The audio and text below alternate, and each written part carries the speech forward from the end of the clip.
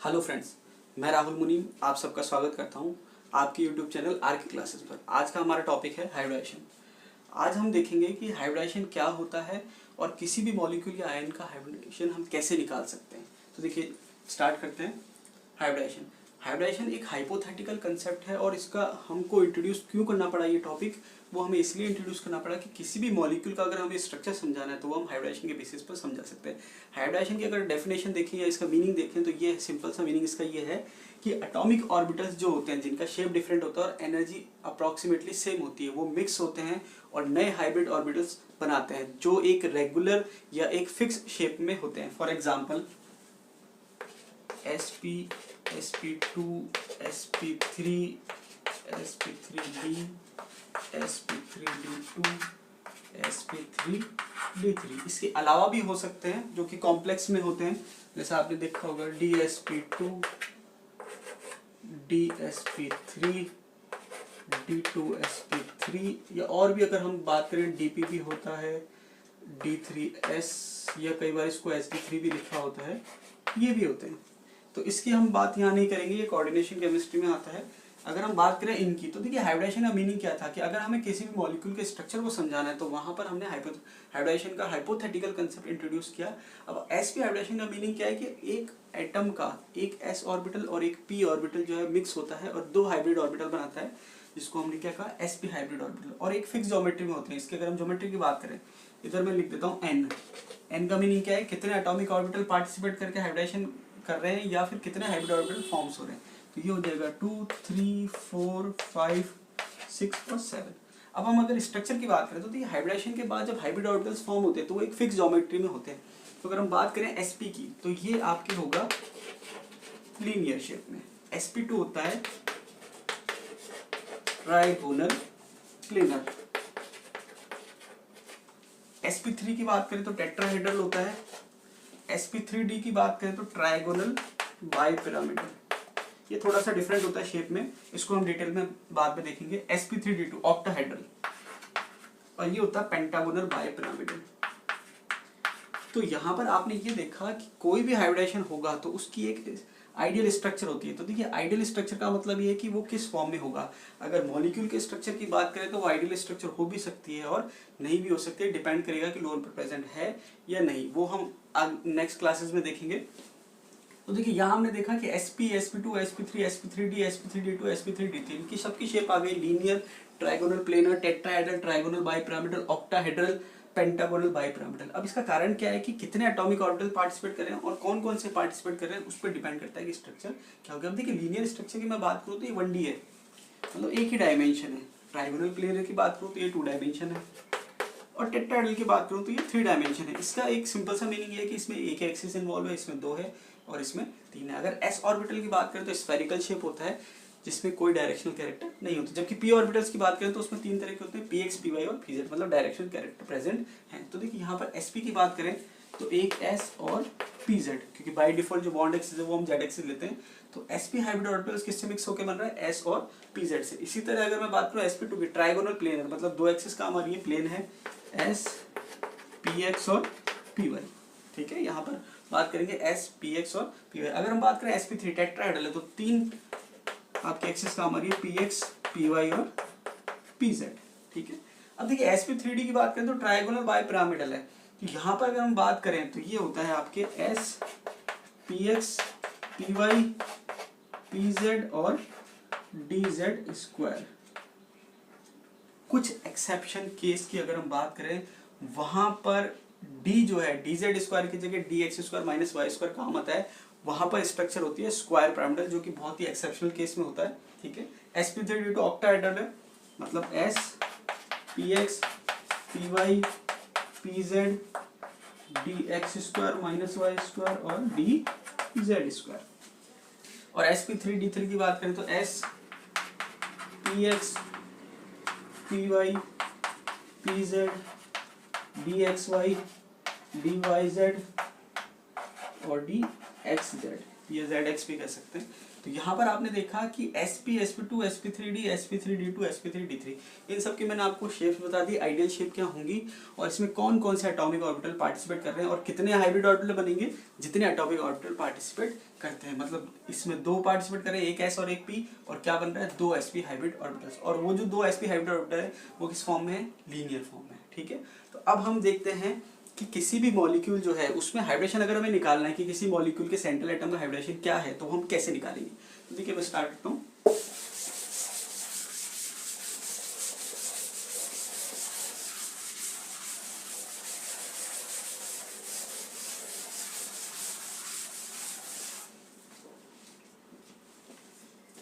अब इसको मैं 3 कैटेगरी में डिवाइड करूंगा। सबसे पहले है ऑर्गेनिक कंपाउंड। ऑर्गेनिक कंपाउंड का मतलब कार्बन एटम का अगर आपको हाइब्रिडेशन निकालना है तो कैसे निकालें, बहुत ही सिंपल है। अगर कार्बन पे सारे के सारे सिंगल बॉन्ड है, मतलब कोई डबल बॉन्ड नहीं है, तो वहां पर हाइब्रिडेशन होगा sp3। इसका सिंपल सा मीनिंग ये है कि hybrid orbital sigma bond form करते हैं लेकिन पाई बॉन्ड जो है वो हाइब्रिड ऑर्बिटल फॉर्म नहीं करते हैं, एक्सेप्शन है बेंजाइन। sp3 सारे सिंगल बॉन्ड है या सिग्मा बॉन्ड है तो sp3। अगर एक डबल बॉन्ड है मतलब 3 सिग्मा और एक पाई तो ये हो जाएगा sp2। ये एक सिग्मा और एक पाई, ये सिग्मा हो गए। इसके अलावा अगर ट्रिपल बॉन्ड है या एक ही कार्बन पे 2 डबल बॉन्ड है जो एलिन्स के केस में होता है तो यहाँ पर हाइब्रिडेशन हो जाएगा sp। तो सिंपल सा मीनिंग है, अगर सारे सिंगल बॉन्ड है तो sp3, एक डबल बॉन्ड है तो sp2, एक ट्रिपल है या 2 डबल है एक ही कार्बन पे तो sp। तो बहुत इजी है, आप देख के पहचान सकते हो। दूसरा कैसे, स्ट्रक्चर गिवन।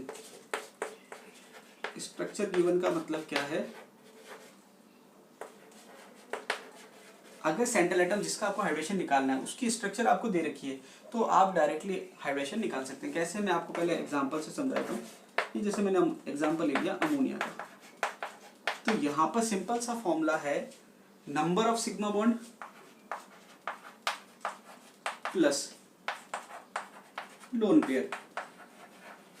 इसका मतलब क्या है कि आपको जिस भी एटम का हाइब्रिडेशन निकालना है, सेंट्रल एटम का आप हाइब्रिडेशन निकालते हो तो वहां पर हाइब्रिडेशन निकालने के लिए आपको क्या करना है, number of sigma bond plus lone pair. इसका मतलब क्या हुआ कि कितने सिग्मा बॉन्ड है वो देख लीजिए और लोन पेयर कितने हैं वो देख लीजिए और उनको ऐड कर दीजिए तो आपको n की वैल्यू आ जाएगी। फॉर एग्जांपल इस एग्जांपल से आप समझे तो कितने सिग्मा बॉन्ड है 3, लोन पेयर कितने हैं 1, तो 3 और 1 कितने हो गए 4, मतलब n की वैल्यू कितनी होगी 4। और अभी हमने देखा था n की वैल्यू 4 का मतलब 4 एटॉमिक ऑर्बिटल पार्टिसिपेट कर रहे हैं और 4 हाइब्रिड ऑर्बिटल बन रहे हैं, इसका मतलब है sp3। इसका मतलब ये हो गया कि अगर आपको मॉलिक्यूल दे रखा है, स्ट्रक्चर गिवन है, तो आप उसका हाइब्रिडेशन डायरेक्टली निकाल सकते हैं। कैसे, सिग्मा बॉन्ड गिन के और लोन पेयर गिन के। इसमें आपको ध्यान रखना है कि जो लोन पेयर है वो लोकलाइज्ड होना चाहिए। लोकलाइज्ड का मतलब है रेजोनेंस में या कॉन्जुगेशन में नहीं होना चाहिए, क्योंकि अगर रेजोनेंस या कॉन्जुगेशन होगा तो पाई बॉन्ड फॉर्म करेगा और पाई बॉन्ड फॉर्म करेगा मतलब वो हाइब्रिड ऑर्बिटल्स नहीं है या वो हाइब्रिडेशन में पार्टिसिपेट नहीं करेगा। तो आपको ध्यान रखना है कि जो लोन पेयर है वो लोकलाइज्ड होना चाहिए, डीलोकलाइज्ड नहीं होना चाहिए। इसको मैं आपको एक एग्जांपल से समझा देता हूँ।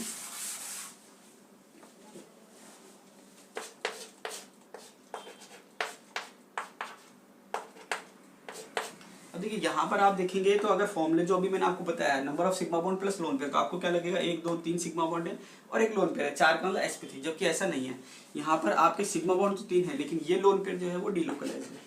ये हका लोन पेयर है और रेजोनेंस में या एरोमेटिसिटी में पार्टिसिपेट कर रहा है, इसलिए फॉर्मूले में हम इस लोन पेयर को काउंट नहीं करेंगे। तो कितने होंगे, सिग्मा बॉन्ड 3 और लोन पेयर जो है डीलोकलाइज्ड है इसलिए वो काउंट नहीं होगा। s3 का मतलब क्या हो गया sp2।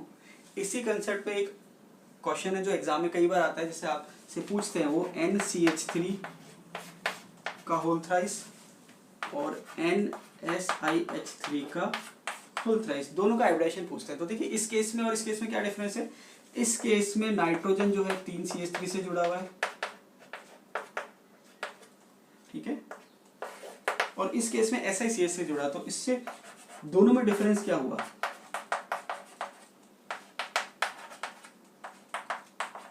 दोनों में डिफरेंस ये हुआ कि यहाँ नाइट्रोजन का जो लोन पेयर है वो लोकलाइज्ड है, मतलब लोन पेयर जो है वो सेपरेट है, तो यहाँ पर हाइब्रिडेशन क्या हो जाएगा sp3, क्योंकि सिग्मा कितने हो गए 3 और लोन पेयर 1 हो गया 4, टोटल sp3।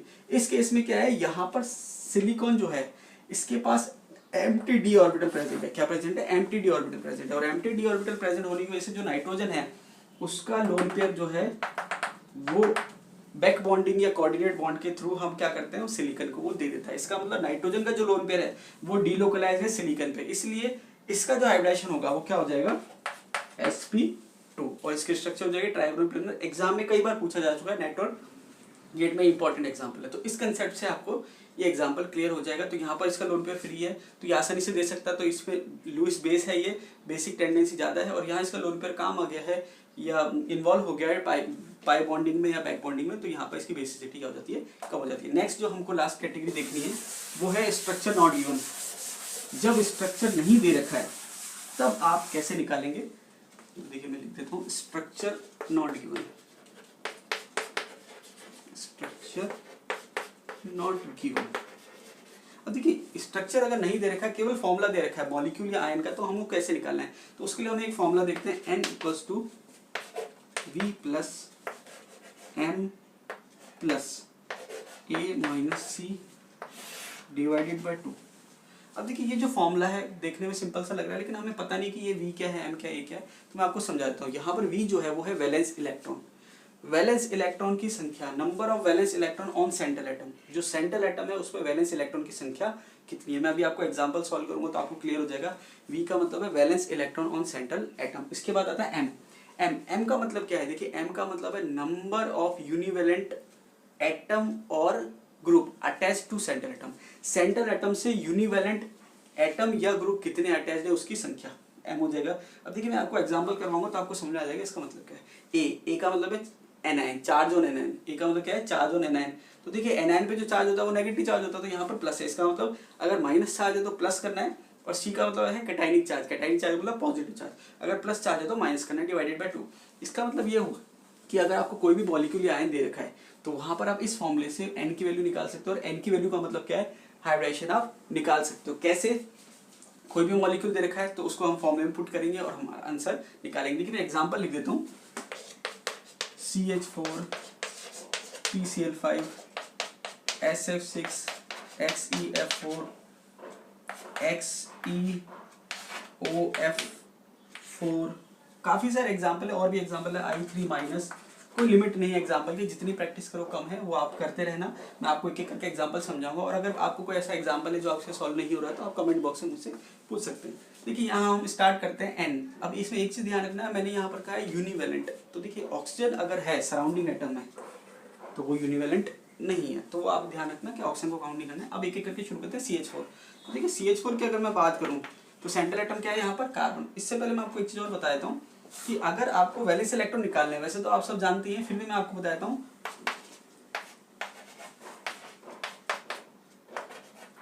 ये आपके 13 ग्रुप है, 14, 15, 16, 17 और 18।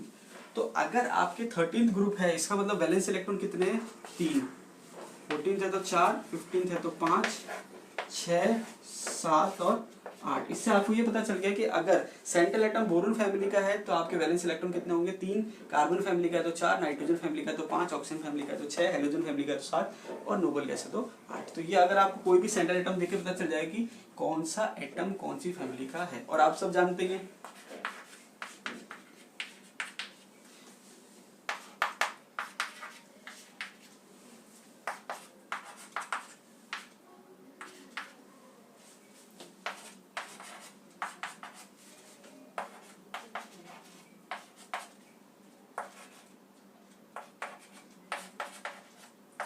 अब देखिए ये सब आप जानते हैं पीरियोडिक टेबल में कि अगर कोई भी एटम है, नॉर्मली पी ब्लॉक जो है वो वहां पर आप सेंट्रल एटम की तरह पार्टिसिपेट करता है, तो वहां आपको ध्यान रखना है कि सेंट्रल एटम कौन से ग्रुप का है, उससे आपको आइडिया लग जाएगी वैलेंस इलेक्ट्रॉन की संख्या कितनी है। तो देखिए यहाँ से आपको आइडिया लग जाएगा। अब वापस से स्टार्ट करते हैं CH4 के एग्जाम्पल से। ये मैं आपको फॉर्मूला मिटा देता हूँ।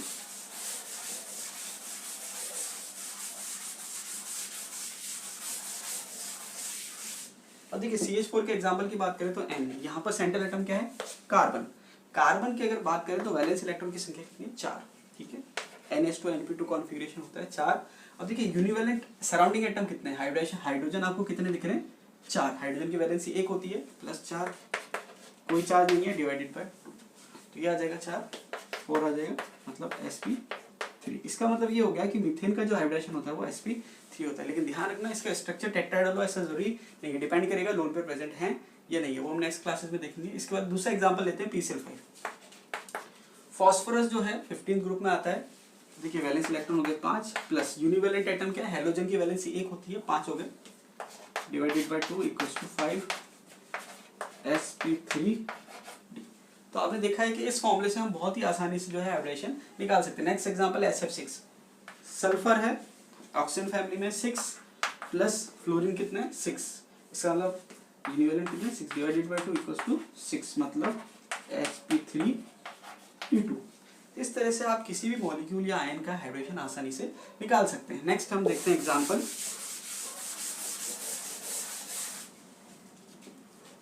HCl4। अब देखिए जिनोन जो है वो नोबल गैस है, तो नोबल गैस का मतलब वैलेंस इलेक्ट्रॉन कितने हो गए 8, यूनिवैलेंट एटम कितने हैं 4 डिवाइडेड बाय 2, तो ये हो गया आपके 6 का मतलब हो गया sp3d2।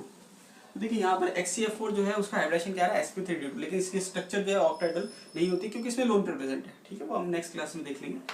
नेक्स्ट एग्जांपल है XuF4। अब देखिए यहाँ पर आपको ध्यान रखना है कि जिनोन सेंट्रल एटम है, लेकिन ऑक्सीजन जो है वो यूनिवैलेंट नहीं है, तो ये आपको थोड़ा ध्यान रखना है। स्पेशली जिनोन जो है वैलेंस इलेक्ट्रॉन 8 हो गए। अब ऑक्सीजन क्योंकि यूनिवैलेंट नहीं है तो वो काउंट नहीं होगा, यूनिवैलेंट करना है हेलोजन कितने हैं 4 प्लस 4 डिवाइडेड बाय 2, तो देखिए ऊपर के जैसे सेम ही आ रहा है बिल्कुल 6, और ये हो गया sp3d2। इसका मतलब ये हो गया कि यहाँ पर जो है XeO और HCl4 दोनों की हाइब्रिडेशन सेम आ रही है, लेकिन दोनों की स्ट्रक्चर सेम नहीं आएगी। क्यों? क्योंकि इसकी सराउंडिंग एटम की संख्या 4 है और इसकी सराउंडिंग एटम की संख्या 5 है। अब देखिए अभी तक हमने एक भी एग्जाम्पल ऐसा नहीं देखा जिसमें चार्ज था। ये एग्जाम्पल जो है इसमें आपके जो है माइनस चार्ज है, तो यहाँ पर इंपॉर्टेंट एग्जाम्पल है, नेटवर्क गेट में कई बार आ चुका है I3-। अब I3- में हमें प्रॉब्लम ये होती है कि सेंट्रल एटम कौन सा है और सराउंडिंग एटम कौन सा है। तो अगर हम बात करें I3- की, तो I3- में हम इसको हम ऐसे सेपरेट कर सकते हैं कि एक आयोडीन तो सेंट्रल एटम हो गया और 2 आयोडीन जो है वो क्या हो गए सराउंडिंग एटम हो गए। तो आप आसानी से इसको सॉल्व कर सकते हो। तो देखिए हम इसको सॉल्व करते हैं। यहाँ पर आयोडीन जो है, एक आयोडीन सेंट्रल एटम है, तो आयोडीन जो है हेलोजन है, वैलेंस इलेक्ट्रॉन कितने हो गए 7 प्लस, सराउंडिंग कितने हो गए आयोडीन 2 हो गए। अब आपको मैंने बताया था कि प्लस है तो माइनस करना, माइनस है तो प्लस करना, तो यहाँ पे कितना माइनस है 1, 1 माइनस है तो क्या हो जाएगा 1 प्लस हो जाएगा, तो प्लस का 1 डिवाइडेड बाय 2, तो ये हो गया 5 का मतलब हो गया sp3d। इसका मतलब इसका जो हाइब्रिडेशन है वो क्या हो गया sp3d। तो इस तरह से आप बहुत सारे मॉलिक्यूल या कोई भी मॉलिक्यूल सॉल्व करना चाहे तो सॉल्व कर सकते हैं। तो यहाँ पर हाइब्रिडेशन हो गया sp3, लेकिन इसकी स्ट्रक्चर जो है वो अभी यहाँ पर मैं आपको नहीं बता रहा, स्ट्रक्चर जो है नेक्स्ट क्लास में देखेंगे। तो आपने देखा कि किसी भी मॉलिक्यूल या आयन का जो है आप हाइब्रिडेशन आसानी से इस फॉर्मूले से निकाल सकते हो। बस आपको ध्यान ये रखना है कि कुछ एक्सेप्शन है, अगर n की वैल्यू फ्रैक्शन में आती है, जैसे मान लीजिए 2.5 आ रही है, तो वहां पर फिर हाइब्रिडेशन जो है बॉन्ड एंगल से डिसाइड होता है, ठीक है। इसके अलावा कुछ एग्जाम्पल और भी हैं जहां पर ब्रिजिंग टाइप से होती है, तो वो भी इसमें नहीं आएंगे। तो आपको ध्यान रखना है कि सिंपल मॉलिक्यूल और आयन जो हैं वो आप यहाँ से सॉल्व कर सकते हो। तो हाइब्रिडेशन से रिलेटेड क्वेश्चन जो आता है या मॉलिक्यूल से रिलेटेड क्वेश्चन आता है, उसमें दो चीज पूछी जाती है, या तो मॉलिक्यूल का हाइब्रिडेशन या फिर मॉलिक्यूल की स्ट्रक्चर क्या होगी। तो आइडियल स्ट्रक्चर मैंने आपको बता दी कि कौन कौन से हाइब्रिडेशन में आइडियल स्ट्रक्चर क्या होगी, लेकिन मॉलिक्यूल की पर्टिकुलर स्ट्रक्चर क्या है वो डिपेंड करेगी लोन पे प्रेजेंट है या नहीं है, वो हम नेक्स्ट क्लासेस में देखेंगे। तो आज के लिए इतना ही। आप मुझे कमेंट बॉक्स में बता सकते हैं कि आपको वीडियो कैसा लगा, और अगर कोई मॉलिक्यूल्स आप सॉल्व करते हैं और आपसे सॉल्व नहीं होता है तो आप मुझे कमेंट में पूछ सकते हैं कि सर इस मॉलिक्यूल का हाइब्रिडेशन क्या होगा, तो मैं आपको रिप्लाई करके बता दूंगा कि इस मॉलिक्यूल का हाइब्रिडेशन क्या हो गया। आप मुझे कमेंट बॉक्स में बताएं कि आपको वीडियो कैसा लगा और मैं किस किस टॉपिक पे वीडियो बनाऊं, ये भी आप मुझे बता सकते हैं। अभी मैंने क्योंकि हाइब्रिडेशन शुरू किया है, या आप कह सकते हैं जीआईसी शुरू किया है, तो मैं इसके कंटिन्यू में 1-2 टॉपिक और बनाऊंगा ताकि ये कि पूरा टॉपिक आप क्लियर हो जाए, और एग्जाम के पॉइंट ऑफ व्यू से बहुत ईजी है और आपके स्कोरिंग टॉपिक है, तो इसलिए मैंने यहाँ से शुरुआत की है। धन्यवाद।